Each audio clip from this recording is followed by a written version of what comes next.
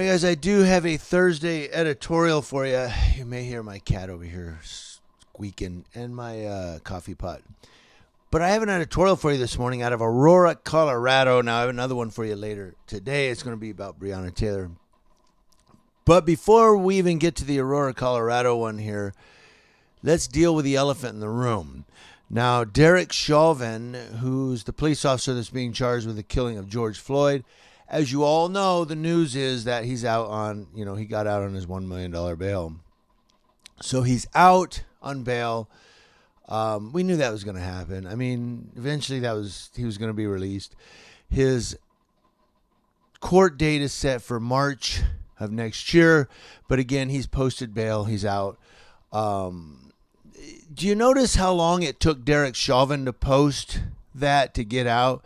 But this cop in Texas, Wolf City, Texas, that's been on the force for 6 months, posted his the evening he was arrested. So, I don't know, man. I don't know. Something's going on. Why did it take the George Floyd cop months to post bail, but it took this cop that's been on the force for 6 months in Texas hours? You guys let me know what you think's going on there. But let's go to Aurora, Colorado. And again, I will have another editorial for you later today. Out of Aurora, Colorado. Thank you, KDVR, for this. A 16-year-old has been charged with trying to kill 2 Aurora police officers. The shooting happened during a traffic stop near East Iliff Avenue and Interstate 225 on September 16th. Fox 31 has learned the suspect has now been charged following a lengthy investigation.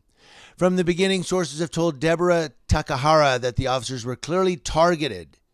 Now, according to court documents, suspect is facing 2 counts of attempted murder of a peace officer after deliberation and 2 counts of attempted murder of a peace officer with extreme indifference, as well as a handgun possession by a juvenile.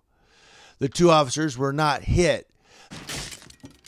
You missed me! The suspect was caught a few miles away, allegedly with a gun. This happened just days after 2 Los Angeles County deputies were ambushed in their patrol car in Compton. Both survived serious injuries. The suspect in that case has been arrested. The day the shooting happened, Chief Vanessa Wilson issued a statement saying they were trying to determine if the shots fired in the area were intended for our officers. The president of the Fraternal Order of Police Lodge 49, Mark Sears, said, quote, "They were certainly targeted without a doubt. Maybe the people shooting the weapon did not have the training and experience appropriate for them to hit their target. I'm glad they didn't hit their target." Aurora City Council member Dave Gruber said the current anti-police climate is not only making officers' jobs more difficult, but also more dangerous. Gruber said what's happening now is people are brazenly pushing back against the police and making the stops more dangerous both for the police and the people being stopped. We have evil people. I mean, there are people in this city that want to do damage to other people and other police officers. Sometimes during the discussions, we forget that. We forget officers are dealing with anything from a cat in a tree to someone trying to kill them. The suspect is being charged as an adult, but because he is 16 and could be transferred back to juvenile court, we are not using his name or picture, and he is being held on a $250,000 bond. So, right here, some things going on that I want to discuss. But also remember, they just released the news, too, of the camera footage of the guy that went into the LAPD office department and attacked the cop, beat him with his own gun, fired shots. And they have the body camera footage of that arrest as well. I don't have it here, but it's on YouTube. I saw it on KTLA5. I think it's on KTLA5 News' website. So if you want to go to KTLA5 News on YouTube, you can see it there. But so we have the Compton, we have the guy going in and beating a cop with his gun. We have this one here. People are pissed off. People are tired of police brutality. And the thing is, I'm not blaming the cops for this. That guy was wrong. He was dead wrong. I know I'm going to get some pushbackers who go, no, man, the cops, No, I don't condone nor advocate violence against the police. I don't. But I do advocate for and condone police accountability, police transparency. And if a cop is breaking the law, violating policy, or violating someone's civil rights, yeah, accountability. Put that fucker on blast. Let him know this cop here is a bad cop. But the thing is, too, these police officers that I do believe are good cops need to start speaking up.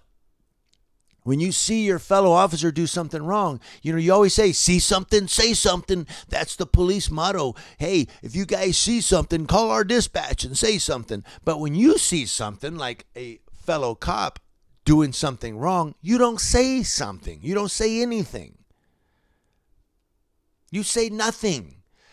Well, I might get fired or they might retaliate against me, or then go to another police department. I'm sorry, but you're going to have to start speaking up. I know snitches get stitches and end up in ditches like bitches, but hey, you guys are going to have to start speaking up. And you know when your fellow cop is fucking up, but you blame it on the other guy. Well, hey, the guy should have just cooperated and he wouldn't have been beat up and slammed into the back of a police car, and find out he wasn't even the guy that did it. I'm talking about the man, where was that? It was in Texas. Chief McMellenhead, I'm talking about, where the guy was he was jogging and they stopped and said, you look like the guy that did it. And it wasn't even the guy. But no, the police chief backed his cops for that. And blame the guy. You should have just cooperated. For what? Being fucking targeted because he was jogging down the street being black? People say you just comply with the cops. Yes, massa. We's going to be good peoples so we don't get shot. Now, I'm not trying to be racist there. I'm trying to be, I know that was probably politically incorrect, but I'm trying to make a point here. We're being slaves regardless of skin color. You want us to act like slaves to the masters of badges, to the masters of enforcement, to the masters of authority. And if that offends you, I'm sorry, but that's how these bootlickers and these police supporters want us to act. Just comply with the cops. You mean just be a slave? And when a cop tells you for any reason at all, come here right now, you're supposed to walk over and go, I'm complying, officer. Yes, sir. Don't shoot me. No, you flip them off until I ain't committed no crime. Take a hike, buddy. And you end up like that jogger getting beat up and slammed in the back of a car. Why am I saying all of this? Look at the whole picture. These cops in Compton, California. These cops in the LAPD station. These cops in Aurora, Colorado. People are pissed off and they're pushing back is right, Mark. They're pushing back. Or is it Gruber? I'm sorry, Mark. You didn't say that. Dave Gruber said that. We're at war, folks. And if the cops who see something wrong amongst their fellow cops would speak up and go, he fucked up, chief. And the police chiefs wouldn't back them up and go, we're going to deal with this. They were wrong. We're going to deal with it. Disciplinary action will follow. Of course, you can't speak about the disciplinary action because of union rules and shit. But you can say we are going to look at disciplinary action. Not, well, if the guy would have just went along with the program. He's a free American. Why does he have to go along with the program? I'm going to let you guys comment in the comment section below. Even the criticisms, here they come. I'm going to let you comment in the comment section below and let me know how you feel about all I've said. Community Leo Watch, watching Leos. That's law enforcement officers from coast to coast.